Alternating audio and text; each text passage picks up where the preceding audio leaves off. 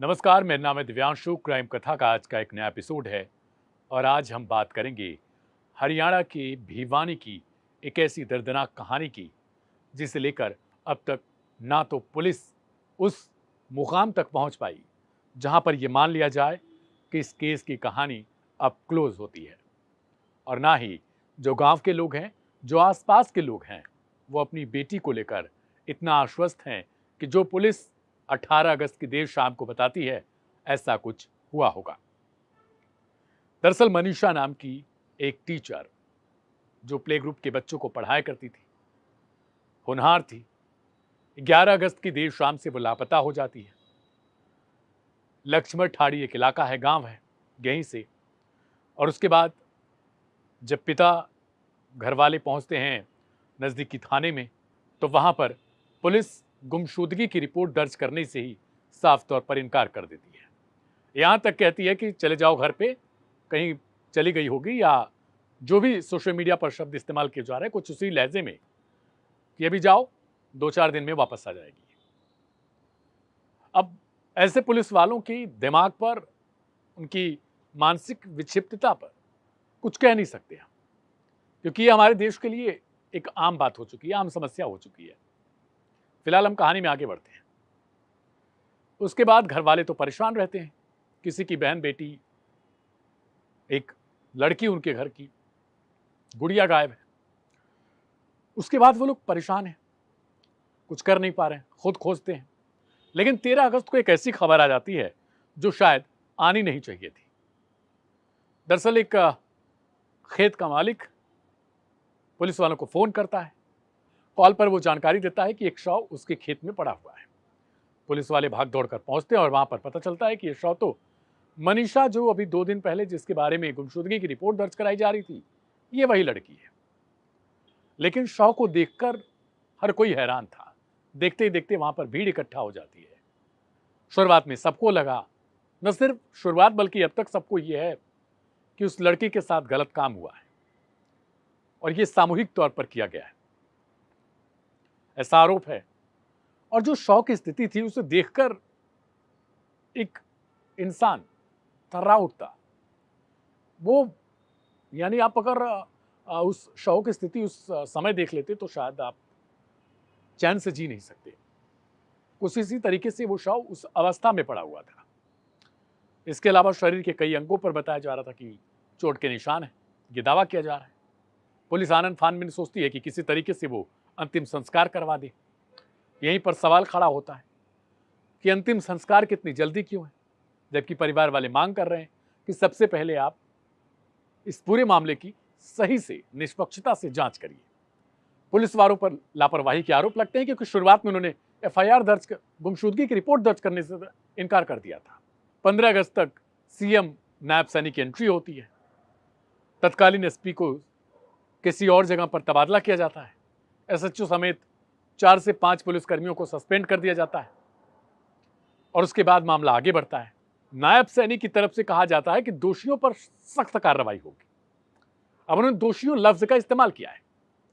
लेकिन 18 अगस्त को देर शाम तक अचानक से एक और खबर आ जाती है और इसमें नए नवेले एसपी की तरफ से कहा जाता है कि इस पूरे मामले में गलत काम नहीं हुआ है, रेप जैसा कोई कांड ही नहीं है, क्योंकि पोस्टमार्टम हुआ और उसमें पता चला कि किसी जानवर ने बॉडी को इस तरीके से विक्षिप्त कर दिया है, चत विक्षत किया है।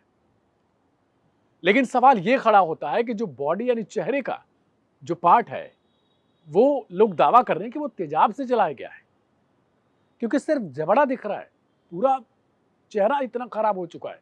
कई लोगों का कहना है कि इस एरिया में, इस गांव में, भिवानी के जिस इलाके में ये हत्याकांड है, जैसे कथित तौर पर कहा जा रहा है, वहां पर कोई ऐसा जंगली जानवर नहीं है, केवल गीदड़ हैं और कुत्ते हैं, और ऐसा कोई जानवर नहीं है। उनका कहना है कि इससे पहले ऐसा कोई केस ही नहीं हुआ है कि हम लोग इस बात को माने। पुलिस का यहां तक कहना है कि कीटनाशक दवा का लड़की ने सेवन कर रखा है, जिसकी मौत हुई है। यानी अपने आप में लोगों का दावा है कि इस केस को बंद करने के लिए सब नाटक है। अब जो दूर दराज इलाकों के किसान हैं, भीम आर्मी एक संगठन है, और तमाम जो छात्र हैं, छात्राएं हैं स्कूल की, वो लोग पहुंच रहे हैं, एक प्रोटेस्ट चल रहा है सरकार के खिलाफ, पुलिस प्रशासन के खिलाफ। आरोप है कि कोई ना कोई रईस ज्यादा है इस हत्याकांड के पीछे, जिसे बताया जा रहा है, जिसे बचाने की पूरी कोशिश की जा रही है। अब सवाल ये है, जो कई सारे हैं, कि इसमें पुलिस लीपापोती कर रही है। दरअसल जिसकी हत्या हुई है कथित तौर पर, उसका मोबाइल फोन अभी तक नहीं मिला। सवाल ये, मोबाइल फोन कहां है? पिता की तरफ से सबसे पहले क्या कहा जा रहा है, हम आपको सुनवाते हैं, उसके बाद आगे के जो सवाल हैं वो अब पूछा जाएगा। सुनिए। मेरी बेटी कभी भी आत्महत्या नहीं कर सकती। मेरे को इतना उसके ऊपर विश्वास है और प्रशासन करेगी कि उसने आत्महत्या की है। मेरे को है ना उसका न्याय चाहिए है जी। मैं उस चीज को नहीं मानता कि मेरी बेटी आत्महत्या कर जाएगी। और उन्होंने सारी मेडिकल टीम ने ये दिखाया कि उसने आत्महत्या की है। मैं कहता हूँ कि उसने आत्महत्या की है नहीं है। मेरे को इससे ये है कि मेरे को उस बेटी का न्याय चाहिए जी। आपको दबाया भी गया हुआ है, प्रशासन दबाया भी है आपने? प्रशासन ने दबाया है, कमेटी ने मेरे को दबाया है। लोगों से यही अपील करना चाहता हूँ कि मेरी बेटी के न्याय के लिए जितना भी वो हो सके सहयोग करें जी। सुना आपने, जो पिता है उनकी तरफ से क्या कुछ कहा गया। पहला सवाल तो यही था कि फोन है कहां पे। दूसरा सवाल यह है, ऑर्गन जैसे शब्द का इस्तेमाल किया जा रहा है कि वो गायब हो चुके हैं, यानी जो प्रजनन से जुड़ी हुई शरीर के जो अंग होते हैं वो गायब हैं। वो कैसे गायब हुए, सवाल ये है। जो गर्दन कटने की बात की जा रही है, वो कटा कैसे? क्या जो पशु हैं, जो जानवर जिन पे बताया जा रहा है, जिन पे पूरा आरोप मढ़ा जा रहा है, उन्होंने रेत दिया गला, या कोई ऐसी मशीन भी लेकर आए थे जो गर्दन काट सके वो आराम से? अब किस पशु ने किया है? आज के समय में सोचिए कि इतनी टेक्नोलॉजी बढ़ चुकी है, पोस्टमार्टम रिपोर्ट होता है जब आती है तो उसमें यह नहीं पता चल पाता कि आखिर पशु कौन सा था। चौंकिएगा मत, क्योंकि इतनी टेक्नोलॉजी बढ़ चुकी है कि हम आराम से पता लगा सकते हैं कि किस तरीके का यह पशु रहा होगा जिसने ये पूरा किया होगा, अगर पशु ने किया है। और लोगों का आरोप है वास्तव में कोई इंसानी पशु था, कोई दरिंदा था, उसने किया है और उसे बचाए जाने के लिए पूरा प्रयास किया जा रहा है। यहां तक कि 18 अगस्त को एक कथित तौर पर एक लेटर दिया जाता है जिसमें कहा जाता है कि यह लड़की ने लिखा था। अब सवाल यह होता है कि इतने दिनों तक वो लेटर था कहां? अगर ऐसा कुछ था, पुलिस को मिला था, तो क्या 6-7 दिनों के लिए दबा कर रखा गया था? तो इन सारे सवालों की वजह से अब यह सवाल खड़ा हो रहा है कि भाई जानबूझकर ऐसा क्यों किया जा रहा है? एक पूरी सरकार कुछ नहीं कर पा रही है। आज के उस टेक्नोलॉजी के दौर में जब हम हर एक चीज कर सकते हैं, कहीं पे बैठे बैठे गुनहगार को पकड़ सकते हैं, वैसी सिचुएशन में हमारे पास मनीषा जैसी बेटियां जिनकी हत्या की जाती है कथित तौर पर, उनके मामले को सुलझाने के लिए किसी के अंदर जिगरा नहीं है। पूरा प्रशासन लग चुका है दबाने के लिए। ये लोगों का आरोप है। सुनिए। हमारी मनीषा बहन के लिए इतना बुरा व्यवहार किया गया है, दरिंदों ने इतना गलत व्यवहार किया है। बहन बेटी तो दरिंदों कभी होंगी।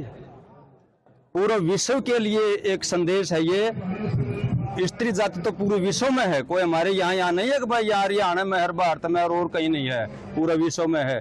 पूरे विश्व की जाति, स्त्री जाति से ऐसा घिनौना कर्म करने वालों के लिए इतनी खतरनाक सजा होनी चाहिए कि कोई अगर इस तरह की हरकत करे तो 100 बार सोचे कि भाई ये काम करा था तो इसका रिजल्ट क्या होगा। अगर इस तरीका का मेरा सगा भाई भी होना, मैं उसको भी नहीं कहूंगा फांसी तोड़ दे भाई, मेरा खुद का बटेऊ भी होगा ना। ऐसी बात नहीं है। मेरा बहन बेटी नहीं है, शादीशुदा बच्चे, मेरे उम्र है 57 साल में लग रहा हूँ। अगर मेरा बटेऊ भी होना इसी तरीका तो उसने भी नहीं कहूंगा फांसी तोड़ भाई, इसे जला दो। तो इन्होंने एक आरोप लगाया कि बेटी ने एक जहरीला पदार्थ पिया था। तो मैं उस शख्स से जानना चाहूंगा कि जहरीला पदार्थ 18 साल की बेटी को दिया किसने। मैं खुद अपनी बताऊं, मेरी उम्र 45 साल है और भिवानी अनाज मंडी में कोई भी दवाई वाला या कोई भी अनाज मंडी वाला गेहूं में दबाने वाली दवाई या कोई कीटनाशक मेरे को नहीं देता। उस 18 साल की बच्ची को दिया कैसे? दूसरा, पोस्टमार्टम रिपोर्ट में बताया गया है कि बेटी का गला नहीं कटा है, उसको नोच लिया गया है।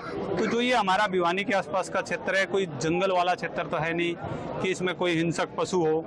कुत्ते और गिद्दड़ हैं वो आप और हम जितने भी साथी हैं वो सब जानते हैं कि जिसने नशा कर रखा हो कुत्ता उसके पास भी नहीं जाता।